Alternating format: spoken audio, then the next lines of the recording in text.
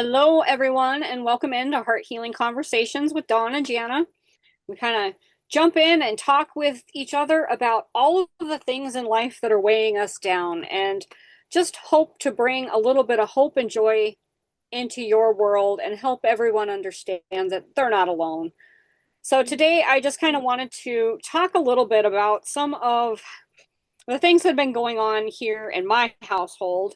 Um, we have talked previously about how I had had a chihuahua that had passed away just kind of suddenly from liver disease. And we gave it some time afterward. And then we kind of decided maybe it was time to try and go ahead and get another puppy. And we looked at our local humane society here and fell in love with another cute little chihuahua mixed dog named Ginger and just had to have her. We got her home, and within the first couple of weeks of having her, she looked to be gaining weight. And of course, my first thought was to be fearful because our other chihuahua kind of had broadened himself out body wise. And that's when we discovered the liver disease problem because his liver had enlarged. And so my first thought was, oh, great, now we're going to have another sick dog. What's going on? Um, but part of me said that, well, no, she shouldn't have a problem. She's a new dog. She's okay. So we just kind of watched her for a little bit, and then I figured out that no, she was pregnant. Um, Again, not something I expected. They did give us the dog knowing that we needed to get her spayed, but I assumed coming from the Humane Society that they had all this stuff figured out, taken care of.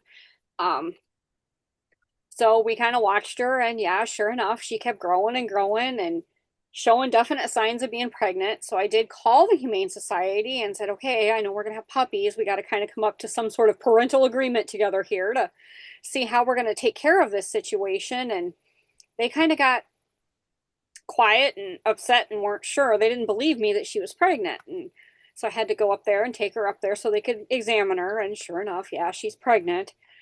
But then we found out the reason they were so worried was she was only housed around siblings or her parents.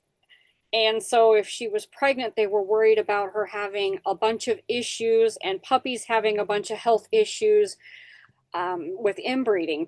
And so then it became a nightmare of, okay, now we got to take this poor little doggy in so that she can get an abortion on her puppies. And about that time is when she started having kind of these little mini seizures. And so we weren't sure exactly what was going on. And they had mentioned, well, the previous owner said she thought she had a seizure, but they didn't know. So chihuahuas have a cute little shake to them. Maybe it's just that little chihuahua shake, and kind of blew it off. After she had her surgery and came home, she had a couple more massive seizures, and we've now tried putting her on like CBD chewies that were suggested by the vet to try and help stop the seizure activity, but it doesn't seem to be changing anything for her. And I just feel so bad for the poor little girl because she has had such a rough life and she's only 2 now. But that was, not what we expected, taking in a new dog that we were hoping to love for the rest of her life, right? So those expectations, those hopes, those dreams, and now all those extra fears that are kind of coming in, not just for myself, but for our whole household, having these kind of issues, with a dog that was supposed to be here just to be happy. Yeah. Yeah, I mean, if you think back, like you didn't expect your dog to come to you with health issues. You didn't expect your dog to be pregnant. And so there was the loss of, a healthy dog. There was a loss of those puppies that, you were kind of forced to do to probably save her life, considering the Yep. seizures. Um, So that comes with a great deal of grief. I mean, I know when we got our Bernese Mountain Dog as a puppy, she was 9 weeks old. She had an intestinal parasite, and unfortunately, we were navigating that for the first like year of her life until we started really taking things into our own hands and we took her off commercially produced food. We started making her food. We stopped giving her the antibiotics because she wasn't getting better on those. And so we just had to do a lot of things that we didn't expect we'd have to do. We didn't expect that we'd experience with her. And it was heartbreaking, because you bring this animal into your home and you don't expect that they're going to struggle. You don't expect that you're going to be navigating different health issues. And um, just watching them can hurt Yeah. our heart, right? Because animals Mhm. can't talk to us. I mean, I Nope. definitely believe that we can communicate with our animals in certain ways, but they don't have speech like you and I do. And so it's hard to tell sometimes when they're hurting because they often just get quiet. So are they quiet because they're tired? Are they quiet because they're hurting? Like what's going on? And so I find myself a lot of times, worrying, okay, is Shania okay? Like, is something going on? Um, so it's been an interesting journey, and this was coming off having a kitty that had kidney disease and we lost her. So my heart goes out to you and your family, Janna, as you're navigating this, um, and wondering, what's the future going to hold? Nope. How is this going to look for us and our family? Um, can be kind of scary. It honestly is very scary because there's so much up in the air, not knowing one way or another, honestly, even what our next step should be, especially having kids. It's a hard thing for us to watch to have all these seizures.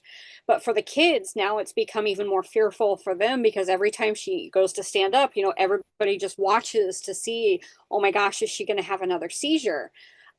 I even have one kiddo that's been having bad dreams about the seizures already. And so it's one of those, how much can you take of a lot of those bad things? I mean, we can still, sit down and hold these conversations with the kids and talk to them and try to help walk them through it. But, how much is enough is been one of the hardest things to try and navigate because I mean, it's not her fault either. Um, and I feel bad for her and I don't want her to have a yucky life having these poor seizures all the time because there were some days, where she'll have them back to back and, it's really, really tiring and wears her out. And then other days she's up zooming around like nothing bothers her. So it's Mhm. such a crazy place to be. And it definitely puts your emotions all over the chart because you don't know how to feel from one minute to the next. It's crazy.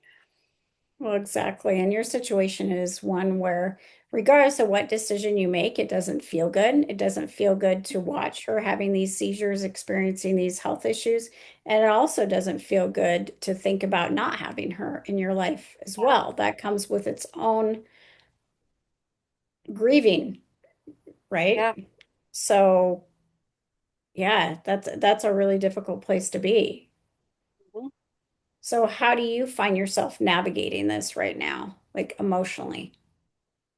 One of the biggest things is definitely just being present in each moment, um, trying to find the good. Sure, she might be having a seizure, and oh, well, this was a smaller one, but moving kind of from, yes, this was scary and bad to, well, she's happy, she's running around and playing and chewing on a bone. It's just trying to find the better things that are happening versus only focusing on just the scary things, too. Kind of helps move it forward, knowing that what's meant to be will be, we'll figure it out.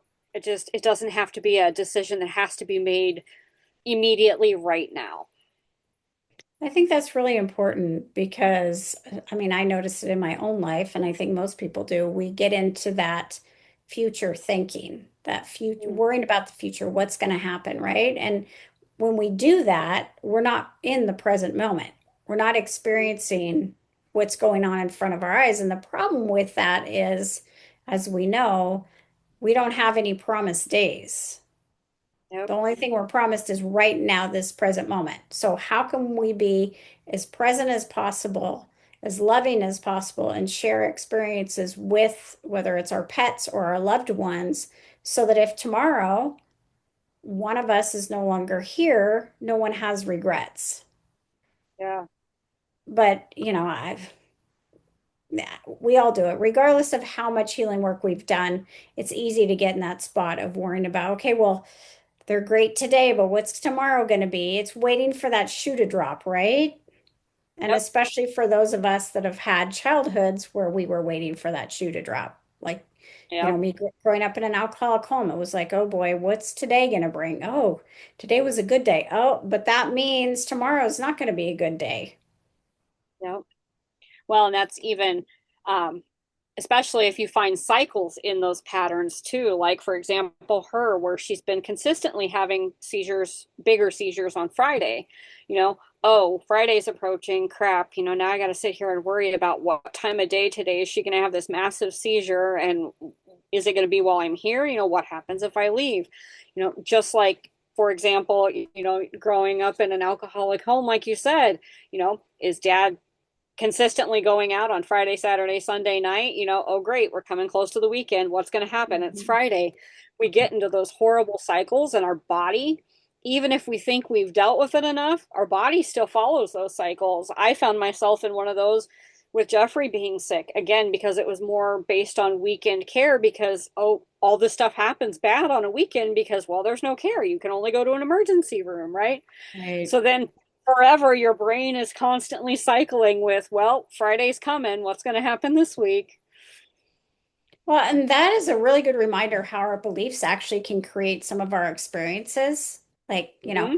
I believe that this is going to happen every Friday. I'm worried about this. And so, okay, Yep. universe delivers. Like, you are very right. This is going to happen because it's Friday. And Yep. so, remembering to tell ourselves things like all is well, that was then, this is now. And yes, it might happen at the same time as it did last week, but just trying to rewire our brain, because the more that we make ourselves believe that our past experience is going to be our future experience, the more we're going to draw that into our energy. Mm-hmm. Yeah, and the more crazy enough that it continues to align, and that's what you see, because that's what you feel drawn to. It's so important to be able to change those cycles again and find kind of the good in the present moment, and have hope that tomorrow, even though it's a different day, it might be difficult today, it could still be difficult tomorrow, but have some sense of hope that, tomorrow will be a better day. Mhm. It will be Yeah. different. Find some gratitude in the moments. And,